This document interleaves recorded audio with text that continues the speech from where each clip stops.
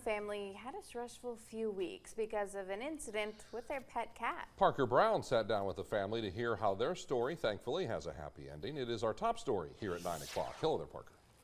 Hey, Brian and Andrea. Now this is Charles, and Charles belongs to the Johnson family in Luverne. At the end of April, the indoor-outdoor cat that they have had for 8 years went missing. His unlikely return home is nothing short of remarkable.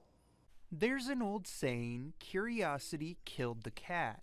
For a while, Heather Johnson felt that Charles's fate would have a similar end. On April 21st, Charles's curiosity got the best of him. He had ventured outside, which wasn't unusual, but what was that he didn't return. The next day, still no sign of him, and I was kind of getting a little more worried, and I don't think he's ever been gone for more than a day. The search was on for their feline friend. Posters were made and many drives were taken around town. One of Heather's daughters, Ashlyn Johnson, was finishing up her first semester of college and felt terrible she wasn't there to help. But as the week went on, I just was feeling worse and worse about the situation, and I was like, this time he finally might not come back.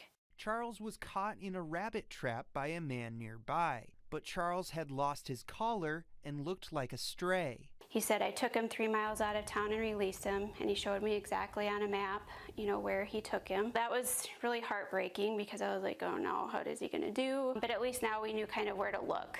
This is where the story ends, right?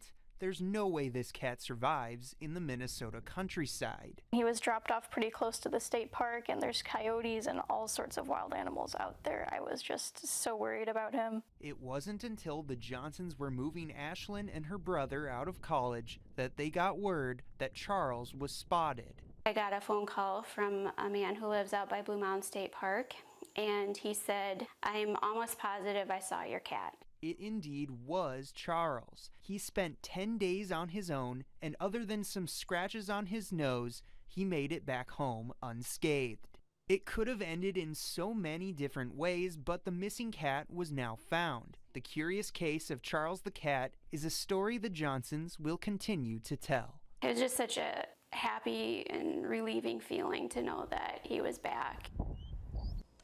The Johnsons are grateful to everyone in the community who helped them look for their missing cat, including strangers who had only seen the posters.